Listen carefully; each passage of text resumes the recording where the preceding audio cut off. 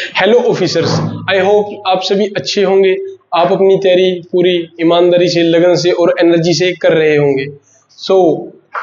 आज हम पढ़ेंगे ISP के इंडो ग्रीक शासक, इंडो ग्रीक के जो शासक आए थे। एस से शक, शक शासक। पी से ISP के, पी से पल्लव, पल्लव शासकों के बारे में, और के से कुषाण शासकों के बारे में, जैसे कि हमारे कनिष्क जी थे। ठीक है जी।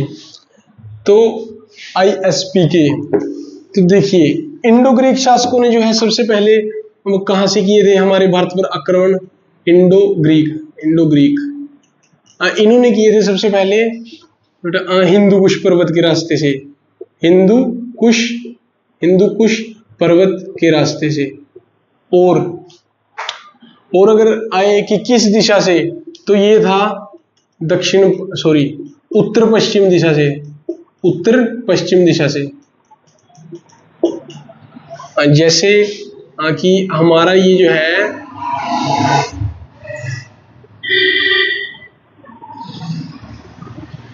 जैसे अब ये जो है इधर तो ये जो है अरेबियन सी, इधर बे ऑफ बंगाल, ये सारी की सारी, ये यहाँ पे रहा हमारा इंडियन ओशियन, एंड ये जो है यहाँ पे इतना बड़ा, यहाँ से लेकर यहाँ ये जो है तक हिमालय है। तो इधर तीन साइड से तो पॉसिबल ही नहीं है कि भारत पर आक्रमण हो जाता। एंड यहाँ पे ये जो है ना हमारे हिमालयन की रेंजेस, काफी सारे जो पहाड़ हैं, उनके बीच में जो है ना छोटे छोटे जो है दर्रे होते हैं, यानी कि वो माउंटेन पास होते हैं, नेचुरल जो रास्ते होते हैं पहाड़ के बीच में से, एक सड़क टाइप के जैसे। तो यहाँ पे था साथियों हिंदू कुश पर्वत। तो हिंदू कुश पर्वत के रास्ते से जो है अब ये यहाँ से आया करते थे, ग्रीक यूनान से, एंड पाकिस्तान के रास्ते होते हुए सीधा जो है अटैक किया करते थे हमारे भारत में। आई होप आप सभी को ये समझ आया होगा। एंड ये कौन सी है? ये डायरेक्शन है उत्तर पश्चिम, जैसे कि कहते हैं ना ये east west north and south. तो ये क्या हुआ? ये नॉर्थ वेस्ट हुई ना, उत्तर पश्चिम। तो ये इस दिशा से थे इंडो ग्रीक। अब जैसे कि हमने जो शुंग वंश वाली क्लास करी थी, हमने उसमें पढ़ा था बेटा कि इंडो ग्रीक शासक है ना दो स्टेप्स में आए थे, मतलब दो वंशों में आए थे। हमने एक तो जो है यूक्रेटाइटस पढ़ा, यूक्रेटाइटस, एंड एक जो है हमने कौन सा पढ़ा, क्या नाम था उसका? एक तो यूक्रेटाइटस वंश था, एंड एक था अपना डेमेट्रियस वंश, डेमेट्रियस वंश। अब ये जो है हम जो है शुंग वंश वाली क्लास में ये चीजें कर चुके हैं। यूक्रेटाइटस वंश वालों की जो है कैसे रिश्ते हुआ करते थे भारतीय शासकों के साथ, शुंग वंश वालों के साथ में। एंड डेमेट्रियस वंश वालों के फर्स्ट राजा डेमेट्रियस प्रथम सबसे शक्तिशाली मेनेंडर थे, जो कि सिकंदर से भी ज्यादा शक्तिशाली थे। एंड ये जो है इन्होंने पंजाब में सियालकोट को अपनी राजधानी बनाया था। ये सब चीजें हम जो है पिछली क्लास में ही कर चुके हैं। इसमें से जो है आपके जो है क्या रहते हैं, एक दो बस पॉइंट रह गया था। जो डेमेट्रियस वंश वाले हैं, ये जो आए थे 190 ईसा पूर्व, before Christian era, BCE।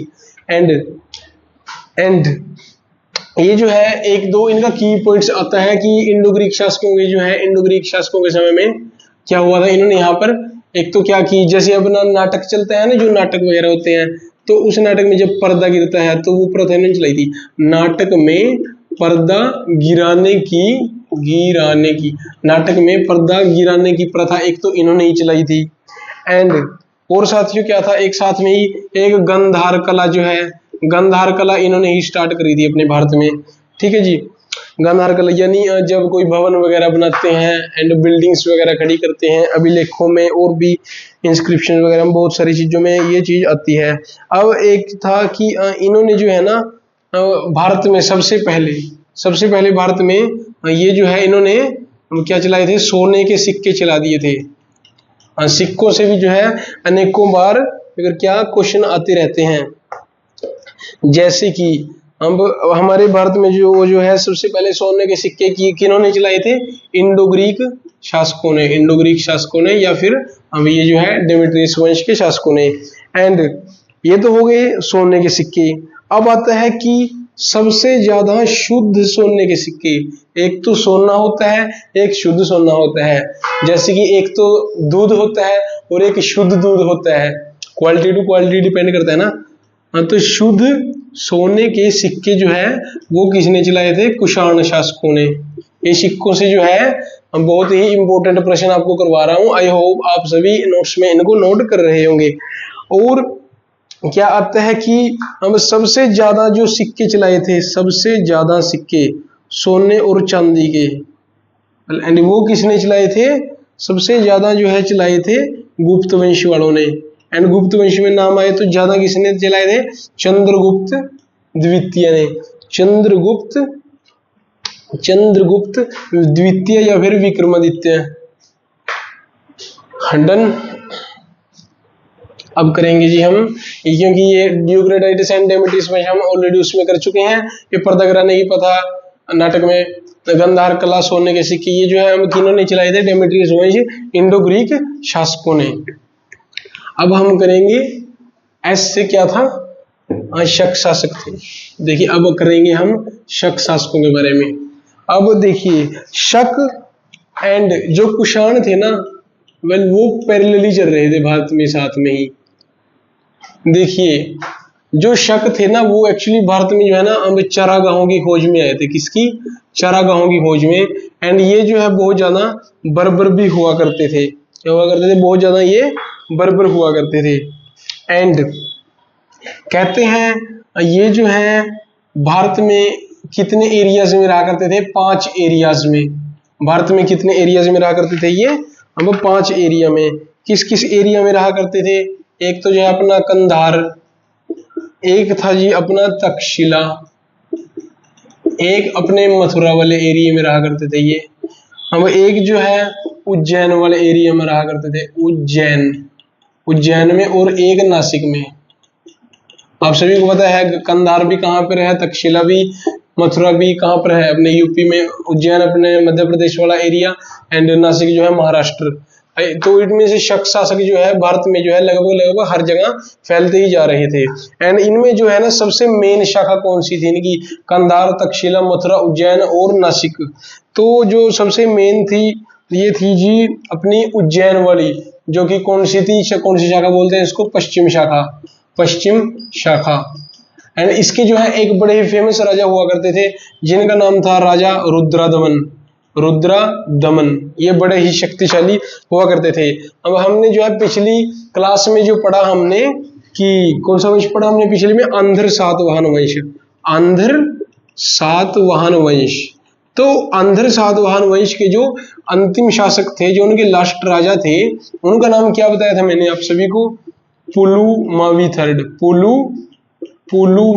Third, या इसको जो है इनकी माता जी के नाम से जाना जाए तो इनका नाम था वशिष्ठिपुत्र पुलुमावी, जैसे गौतमी पुत्र सातकर्णी किया था हमने। हम तो इनको जो है इन पे किसने अटैक किया था? राजा रुद्रदमन ने किया था। राजा रुद्रदमन किस शाखा के थे? पश्चिम शाखा के, उज्जैन के राजा थे। और कौन से वंश के? शक शासक थे ये एक।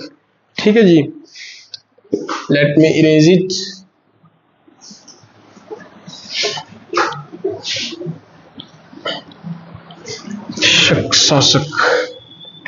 शक शासक जो है इन्हें जो है ना शक शासक जो कहाँ के थे? ये राजा रुद्रदमन जो थे, क्योंकि ये एक बहुत ही बर्बर शासक हुआ करते थे ये कहाँ के थे? उज्जैन के। उज्जैन को जब हम आज भी जब हम मालवा का पठार बोलते हैं तो हम उसको जो है मालवा ब्लॉक बोलते हैं।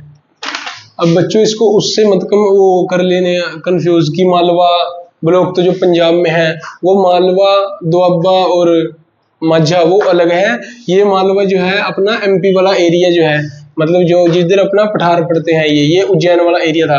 तो ये मालवा के राजा हुआ करते थे, उज्जैन के राजा हुआ करते थे, ये राजा रुद्रदमन जी। इन्होंने जो क्या किया था, हम एक बार जो है मथुरा के शक शासक को हरा दिया था, मथुरा के शक शासक को। ठीक है जी। एंड राजा रुद्रदमन ने जो है एंड इन्होंने जो है उनको कब हराया था? इन्होंने हराया था उनको 57 BCE, 57 ईसा पूर्व हराया था इन्होंने। एंड हराने की खुशी में जो है अब इन्होंने जो है कौन सा अपना चलाया था? एक इन्होंने शक संवत चलाया था, यानी खुद का एक कैलेंडर चला दिया था। तो शक संवत कब चला था? शक संवत कैलेंडर जो चला था 57 ईसा पूर्व चला था। एंड इन्होंने जो है क्या किया था? जो हमने पढ़ी थी ना, चंद्रगुप्त मौर्य ने क्या करवाई थी, एक सुदर्शन झील का निर्माण करवाया था। कहाँ पर? गुजरात में। गुजरात के कहाँ था? शायद जूनागढ़ में था। एंड तो इन्होंने जो है राजा रुद्रदमन वहां पे जाते हैं और उस लेक को देखते हैं कि मतलब यार क्या ये बढ़िया बनी हुई है, इतने बढ़िया से लेक, मतलब बहुत अच्छी बनी हुई थी वो। एंड वो ये देखते हैं कि इनको बनाया किसने था, तो वो बनाई थी इनको, जो इन्होंने पता किया वो बनवाई थी चंद्रगुप्त मौर्य ने। तो इन्होंने जो है उसका जो है यानी फिर से उन्होंने क्या करवाया था, इन्होंने पुनर्निर्माण करवाया था। आपके पास एग्जाम में क्वेश्चन आएगा कि सुदर्शन झील जो कि गुजरात जूनागढ़ में है, उसका निर्माण किसने करवाया? तो निर्माण तो चंद्रगुप्त मौर्य ने करवाया था। पुनर्निर्माण किसने करवाया था? वो जो है राजा रुद्रदमन ने करवाया था। एंड इन्होंने जो है फिर वहां पे जो है जूनागढ़ में एक अभिलेख लिखवाया था, जिसमें इन्होंने ये लिखवाया कि इस झील का निर्माण जो है वो मैंने नहीं करवाया, वो राजा चंद्रगुप्त मौर्य जी ने करवाया था, जो कि मौर्य वंश के राजा हुआ करते थे। एंड मैं इसका पुनर्निर्माण करवाता हूं। एंड उस अभिलेख में जो है सम्राट चंद्रगुप्त मौर्य और सम्राट अशोक मौर्य जी की अनेकों बातें बताई गई हैं। अब आती है जी बात, ये जो है क्या इन्होंने एक तो अपना शक समझ चलाया था। एंड अपने बिहार में जो है ना एक छठ का त्योहार होता है। छठ का त्योहार मतलब ऐसे होता है उनके लिए, जैसे हम दिवाली मनाते हैं ना, शुभ दीपावली, वो मतलब छठ का त्योहार ऐसे मनाते हैं। तो ये जो फेमस है, ये बहुत ज्यादा फेमस है। आप लोग देखेंगे जब छठ का त्योहार होता है तो बिहारी जो है, देश के चाहे किसी भी एरिया में हो, बिहार के लोग जो है अपने वापस बिहार में जाकर के इसको पूरी धूमधाम से मनाते हैं, छठ फेस्टिवल को। ठीक है जी, छठ पूजा जो है इन्होंने स्टार्ट करी थी शक ने। एंड अब आती है साथियों बात कि ये जो है, ये मैंने बता दिया कि ये जो है उसमें आए थे, किसमें आए थे, ये चरागांव की खोज में। एंड ये जो है इन्होंने संस्कृत में लिखवाया था वो अभिलेख, जो जूनागढ़ अभिलेख में लिखवाया था इन्होंने, वो झील वाला इन्होंने लिखवाया था संस्कृत भाषा में। एंड ये जो है संस्कृत को बहुत ज्यादा पसंद किया करते थे, संस्कृत भाषा इनको अति प्रिय थी। एंड अब करते हैं साथियों हम जो है कुषाण वंश के बारे में। देखिए, नहीं ISP के था ना, ISP के, इंडो ग्रीक हो गया, शक हो गया, अब पी के। अब कुषाण से पहले आता है पल्लव वंश। पल्लव वंश ज्यादा इंपॉर्टेंट नहीं है। पल्लव वंश से जो है पल्लव वंश से जो है सिर्फ और सिर्फ क्या आता है ज्यादातर क्वेश्चन, अब इनका जो है क्या आता है बेटा कि इनके जो है ना, इनके जो आते हैं बच्चे कि पल्लव वंश का संस्थापक कौन था? ये था गोदो फर्निस। क्या नाम था इसका? गोदो फर्निस। ये मतलब ज्यादा यार काम का नहीं था, बस इसकी राजधानी अगर आएगी तो इसकी राजधानी जो है आप लोग ऑप्शन में तक्षशिला दिखेगा यहाँ पर, बस उसको टिक कर दीजिएगा, क्योंकि इसकी राजधानी क्या थी? तक्षशिला थी। एंड इसने क्या किया इसके दौरान जो है ना, बस एक क्वेश्चन आता है, एक थे सेंट थॉमस पादरी। ये सेंट थॉमस पादरी जी जो है भारत में आए थे, और किसके लिए आए थे? ये पारसी धर्म को फैलाने के लिए भारत में आए थे। ठीक है जी, पल्लव वंश से सिर्फ इतना आता है, इनके संस्थापक गोदो फर्निस थे, उसकी राजधानी तक्षशिला थी। इनके जो है समय में सेंट थॉमस पादरी आए थे भारत में पारसी धर्म के प्रचार प्रसार के लिए। अब आती है साथियों बात किसकी? कुषाण वंश की। कुषाण वंश जो कि एक बहुत ही शक्तिशाली वंश साबित हुआ। कुषाण वंश, कुषाणों का शासन इन इंडिया। देखिए, पहले क्या है, मध्य एशिया में जो है ना एक यूची कबीला हुआ करता था। कौन सा? यूची कबीला हुआ करता था। एंड ये जो है ना बहुत ही ज्यादा खतरनाक लोग हुआ करते थे। हम लोग जो है बचपन से पढ़ते आ रहे हैं कि उस राजा के समय में हूण जाति की करती थी अटैक, जैसे हर्षवर्धन जी के टाइम में। उस राजा के टाइम में जो है, अब कौन था यार वो हूण, उस मतलब ये जो है कितने टाइप के थे, ये यूची कबीले वाले बड़े ही खतरनाक लोग हुआ करते थे। एंड ये थे 5 तरह के। तो वो जो 5 तरह की इनकी जो ब्रांचेस थी ना, गे तो थे तो सारे के सारे ही खतरनाक।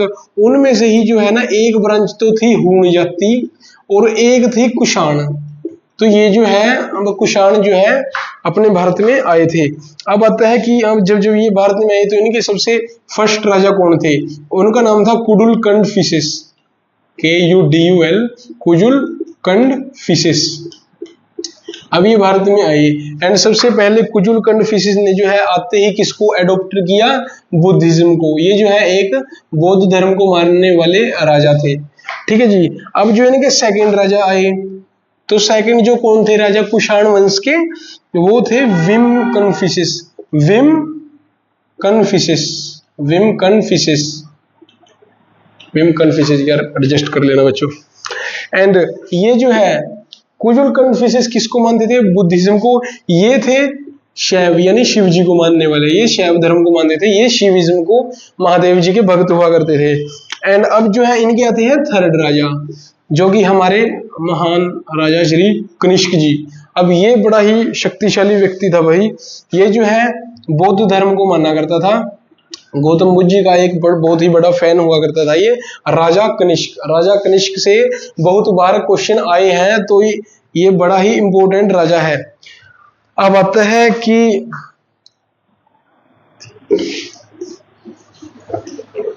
अब आता है कि ये जो है ना कनिष्क, तो कनिष्क ने जो क्या है, एक तो जो सबसे मेन काम किया था इन्होंने, अपना खुद का जो है इन्होंने ना कैलेंडर चलाया था।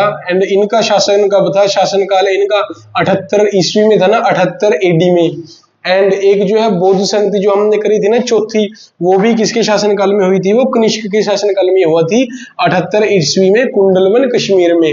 ये जो है अब कश्मीर वाला जो ठंडा एरिया है, वहां पर बहुत ही ठंड रहती है, ये उस एरिया से शासन किया करते थे राजा कनिष्क जी। एंड इन्होंने जो है अपना 78 में जो है इन्होंने एक चलाया था, क्या बोलते हैं इसको, विक्रमी संवत। यार क्या हो गया, इन्होंने चलाया था साथियों एक शक संवत। एंड जो शक शासक ने चलाया था, अगर राजा रुद्रदमन ने, वो उसने चलाया था बल्कि विक्रमी संवत। अब बात आती है कि कनिष्क किस वंश के राजा थे, तो ये कुषाण वंश के राजा थे। किस वंश के राजा था ये, कुषाण वंश के राजा थे। बट इसको जो इन्होंने कैलेंडर चलाया 78 ईस्वी में, उसको शक संवत क्यों कहते हैं, ये क्वेश्चन आ सकता है कई बार बड़े लेवल के एग्जाम्स में, यूपीएससी में जैसे। तो बात आती है जब हमारे हिस्टोरियंस ने इन चीजों को जो है ढंग से ऑब्जर्व किया, उनके बारे में पढ़ा, तो उन्होंने देखा कि इनकी जो यार क्रोनोलॉजी है ना, ये जो है 78 ईस्वी वाला इनका जो है ये कैलेंडर, अब तो ये जो है ना कुषाण वंश वाले कम और शक वंश वाले जो है वो ज्यादा यूज किया करते थे। अतः इनके जो है क्या पड़ गया इसका नाम, इसको जो है शक संवत ही कहने लग गए थे। ये आया था उस किसमें, 78 ईस्वी में। हाँ सॉरी, विक्रमी संवत जो था वो 57 ईसा पूर्व था। एंड शक संवत जो कनिष्क ने चलाया था, कुषाण वंश के शासक ने, ये था 78 ईस्वी में, 78 एडी।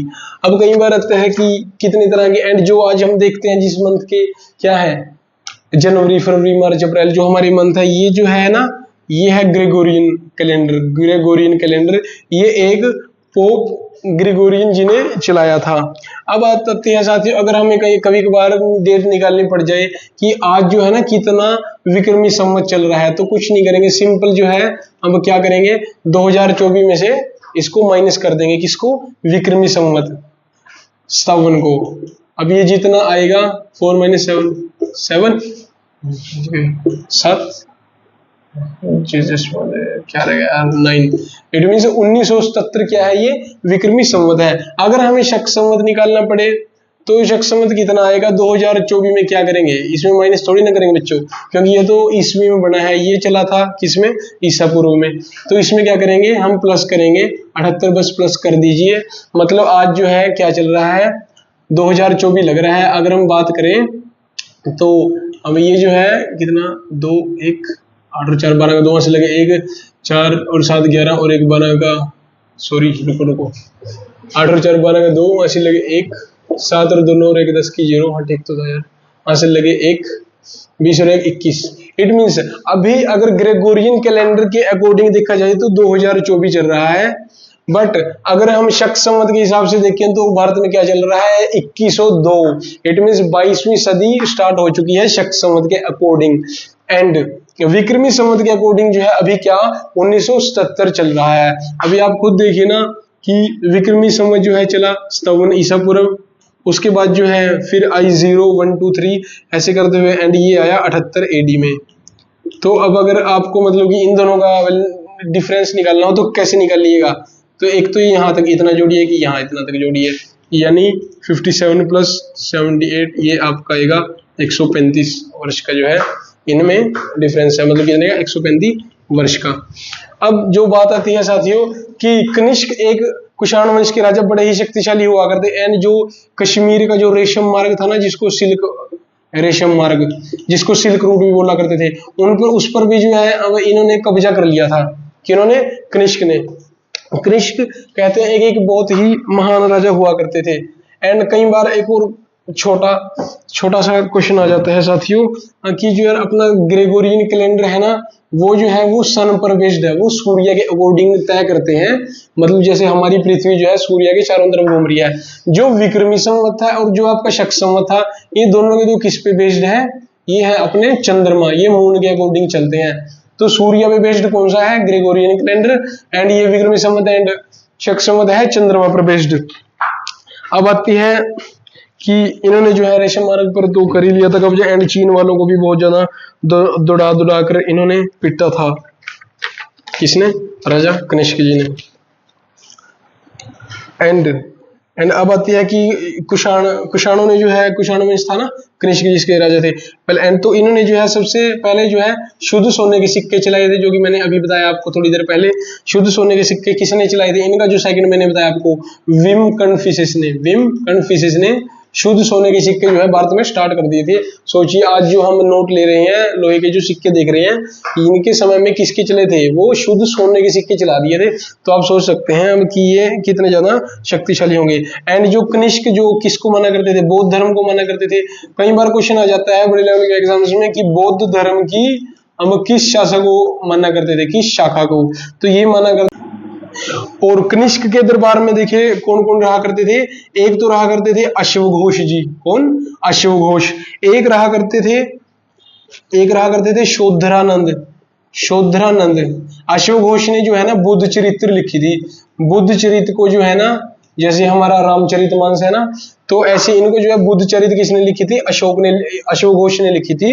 एंड इसको जो है ना बौद्धों का रामायण कहते हैं। जितने भी बुद्धिस्ट होते हैं ना, उनका जो है रामायण किसको बोला जाता है? बुद्ध चरित्र को।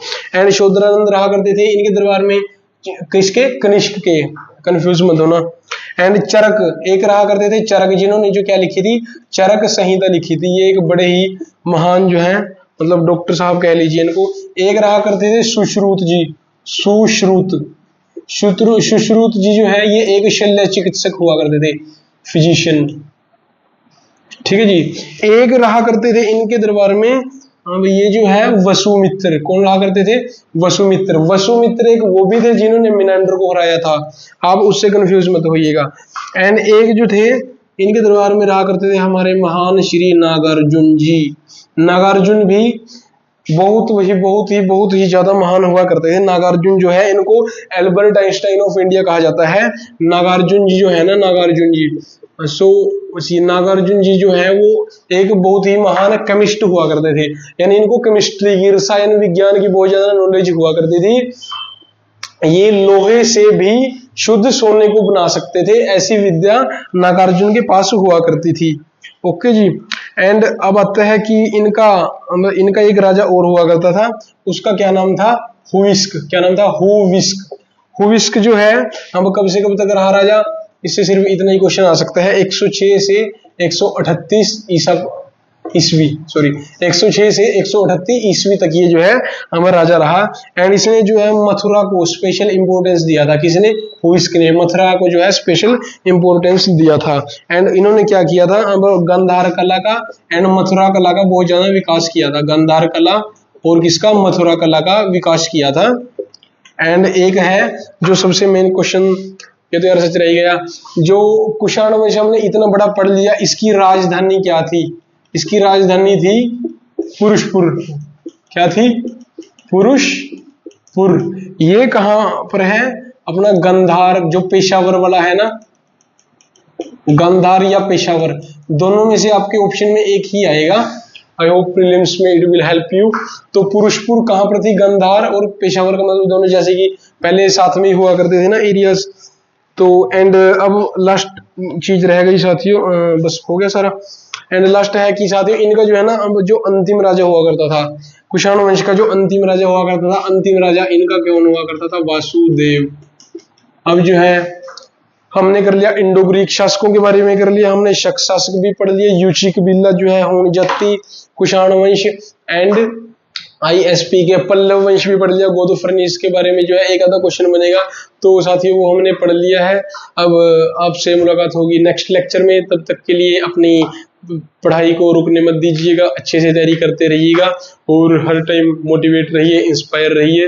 आप सभी का दिन शुभ हो। नमस्कार।